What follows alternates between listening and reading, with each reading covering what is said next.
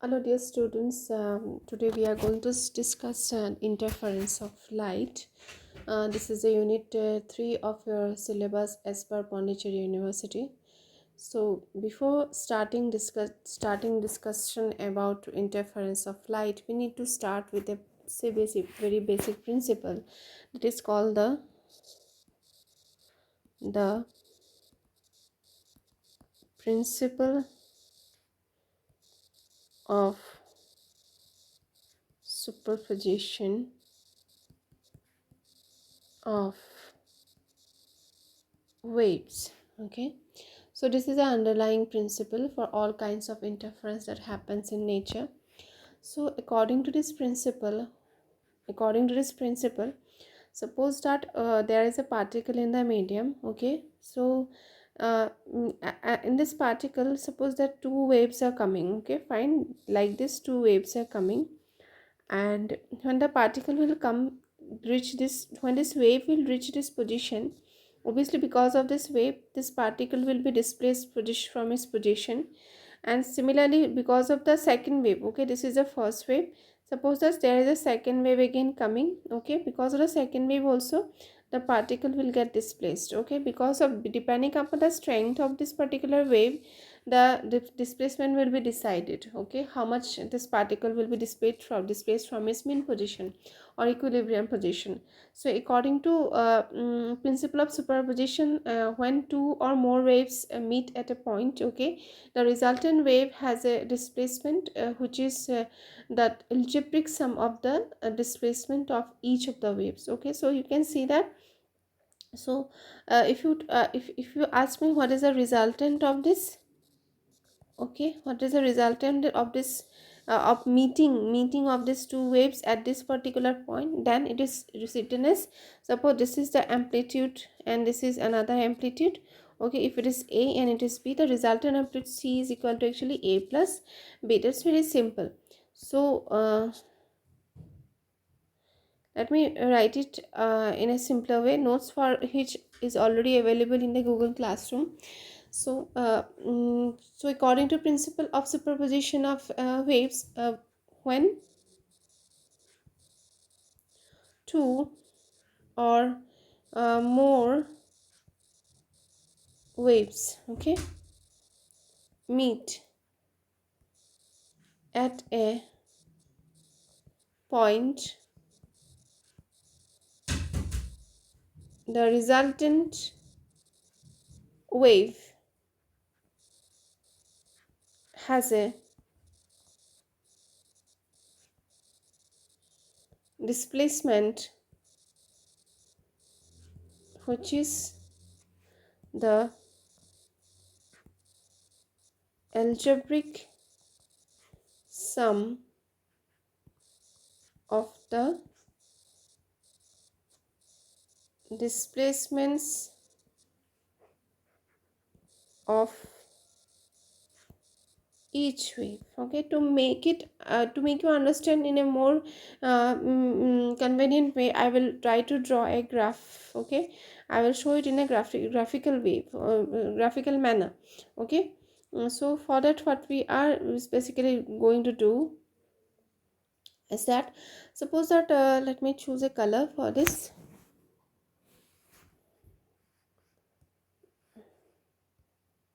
Okay, suppose that you have a wave like this.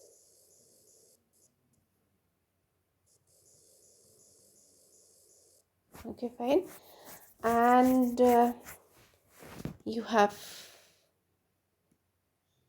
another wave like this. um, mm, Another wave, say. So I'm choosing some random shape. Okay, so we have a shape like this. Fine. Now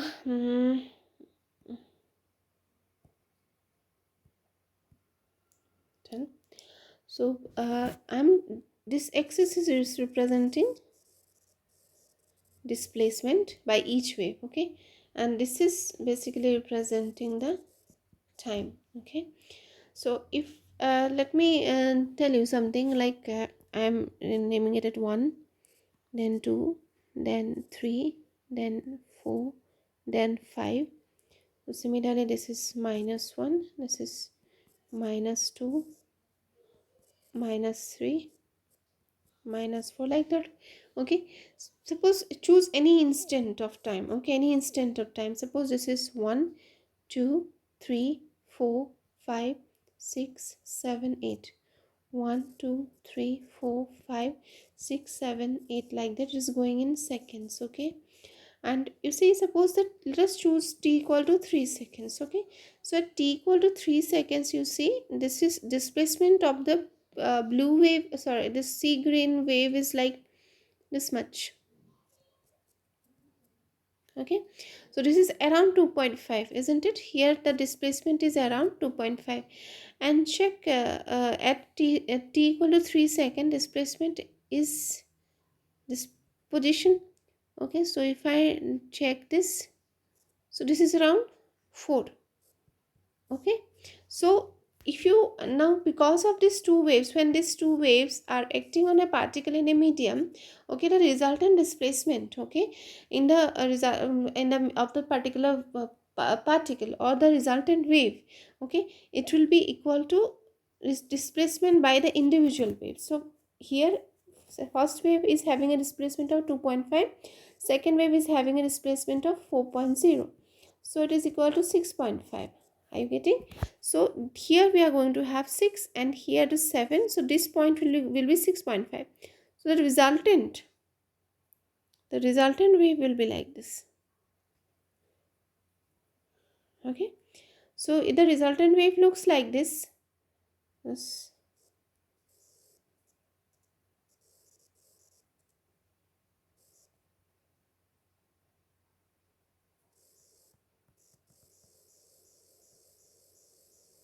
Okay. So this is the resultant. So this is equal to 6.5. Okay. So the same thing should be applicable in other cases also. So that is called, this thing is called principle of superposition of waves. So you can check these things in other cases also, uh, which I have already shared in the note that I have given in the Google Classroom. So the similar graphical representation I have done. Now the question is that in exam you will be simply asked that what is the principle of superposition. So you need to just give the statement, and if it will be very much appropriate if you draw this graphical representation also. Now we need to talk about some kind of thing like superposition of waves can occur in nature everywhere. Okay, so superposition of waves occurs in nature mostly everywhere.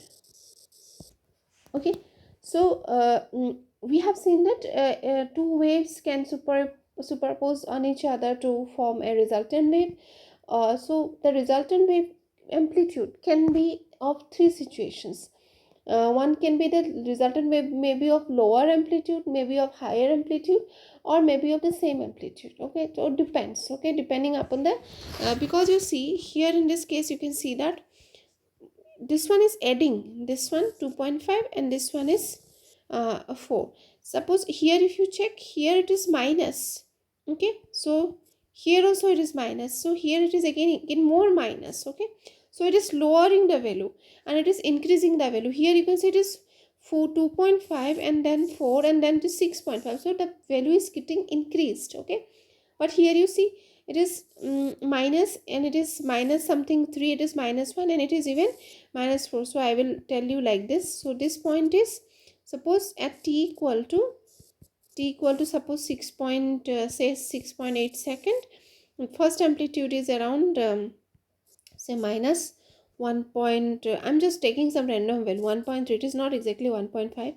Again for this you see it is around 2.8. Okay, it is minus 2.8. Okay, so here it will be minus 1 point, sorry, minus 1.3, So the resultant will be minus 1.3 minus 2.8. Okay, so the answer will be around 4.1. You see, so this is somewhere around 4.1. Are you getting? So here it is minus 4.1. That means the value is lowering. Okay, so in one case it is a plus b, so obviously the value will increase. In one case it is minus a minus b, so the value will decrease. So there are three cases. In one case the resultant amplitude, because of the superposition principle, will be higher than the individual one. Okay, sometimes it will be lower than the individual one. Okay, and sometimes it will be almost same amplitude. Suppose in this case, you see, first case what happened, we got 2.5 and then 4.0. So 2.5 individual, 4.0 individual, but 6.5, the resultant is greater than both of them. Is it 2.5 greater than 2.5 also, and greater than 4.0 also, sorry, it is greater than 4.0 also and 2.5 also. So it is greater than the individual amplitudes. Similarly, if you choose this case, minus 1.3 and minus 2.8, so minus 1.3 and minus 2.8, so resultant is minus 4.1. so minus 4.1 is obviously less than minus 2.8 and again less than, so this value is individually less than the individual amplitudes. Okay, so there, and some cases you may have the same amplitude. So there are three cases.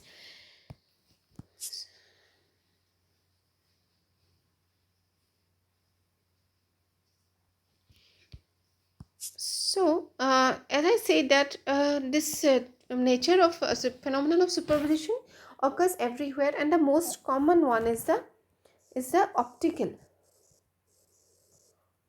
case. Okay, so this phenomenon is basically called the superposition of different waves to give rise to an amplitude which may be lower or higher or of the same amplitude. Okay, then it is said to be an phenomenon of interference. Okay, the most common type of interference that is seen in nature is the optical interference, or you can say that light interference. So most common one is called optical interference. Okay, so I'm again repeating that according to the principle of superposition, we can see that two waves can get superimposed to form a resultant wave with an amplitude which is lower or higher or the same amplitude as that of the individual individual waves. Now, the light waves are randomly generated by most of the sources around us, so we should see interference patterns everywhere. Okay, but that is not the case. Okay, we do not see interference everywhere. So light is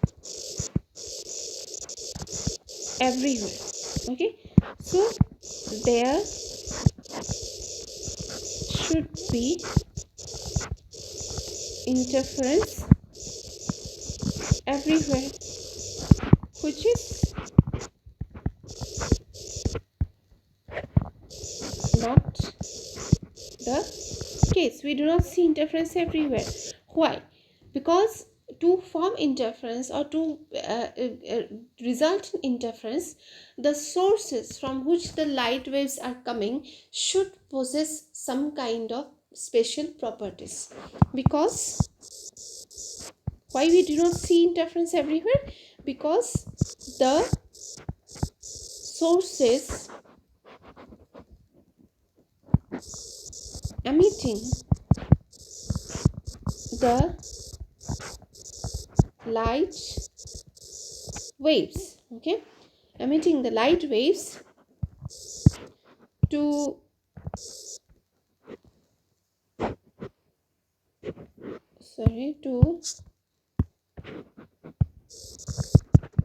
interfere, okay, or superimpose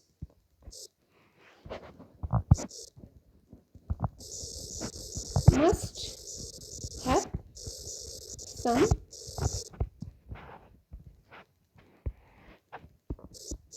special properties. Okay, so what is that property? So that stable interference pattern can be formed by the light waves emitted by only those sources which maintains the same frequency and have the constant phase difference. Okay, so what is that special property? So they should have the same frequency and should maintain the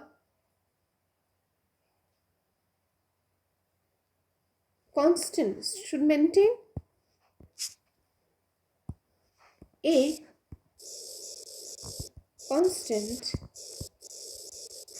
phase difference. That's all.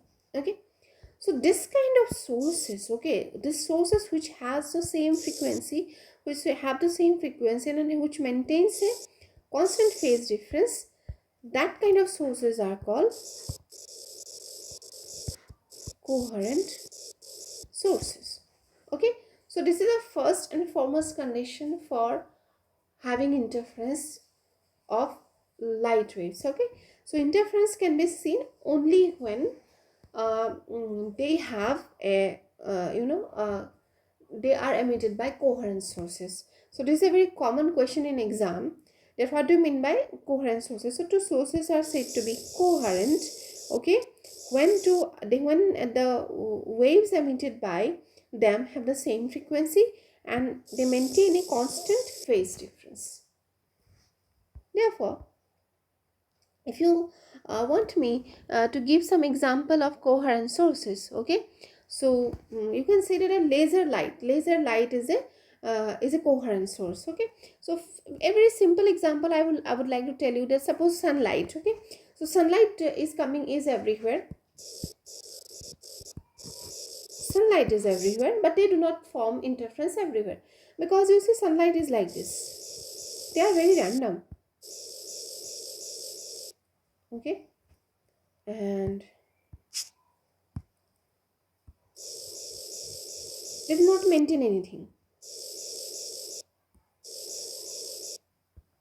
They are coming with different frequencies and wavelength, so they do not maintain anything, they do not maintain any phase. Okay, so if you ask me that what is that two waves which are maintaining phase, then this is called this look, two waves maintaining phase is like this. Suppose this is a first wave, this is the second wave, third wave, like that. So these waves are in phase. Okay, they are maintaining a phase difference, or phase, they are in phase. So this is basically the example of laser light. Okay, so you can have this is a kind, they are all in phase, so they are all in phase. Okay, so this is a laser light. So with laser light you can expect to so these are this is a kind of coherent source. Okay, but the same is not correct for sunlight, because they are not at all in phase, you cannot maintain anything. Suppose this one. Okay, so I may not be proper in my diagram, but yes, in this diagram you can say that they are maintaining a constant phase difference. Okay, so the phase difference is maintained. Okay, this thing is in phase, here a constant phase difference is maintained. So these are the examples of coherent sources. Okay, so finally I would again like to say that what is an interference. So you can see that interference is nothing but superposition of two waves. Okay, so superposition of two waves and they can form a resultant wave. Okay, and the resultant wave can have an amplitude which may be either greater than the individual amplitudes, or lower than the individual amplitude, And this phenomenon is commonly known as interference, and or in other words you consider this is just a redistribution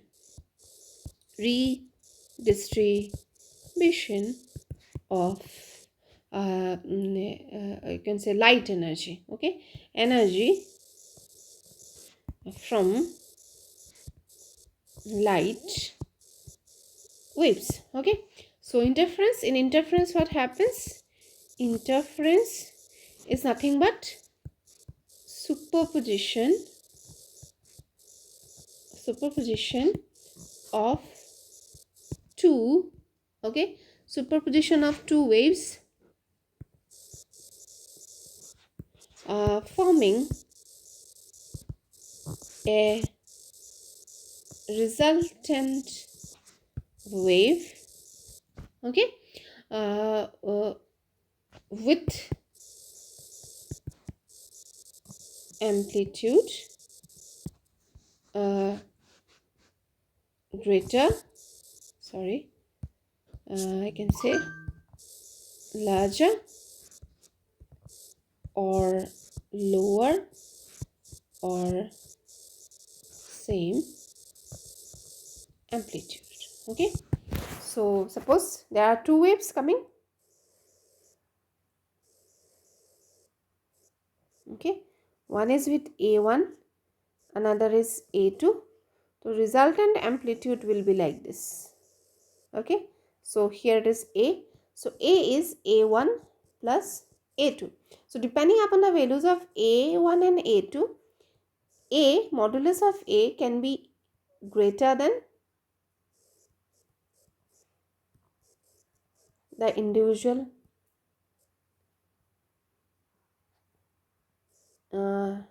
amplitudes.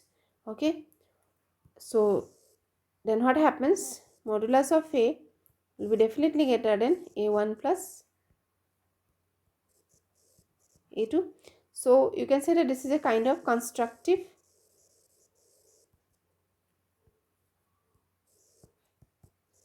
interference.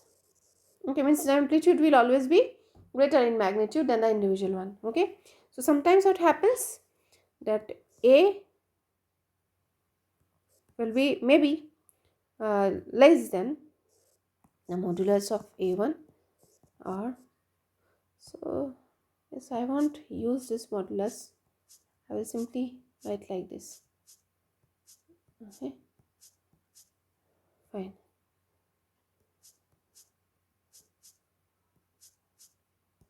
So A is less than A2. So A plus A2. So this kind of things are called destructive interference.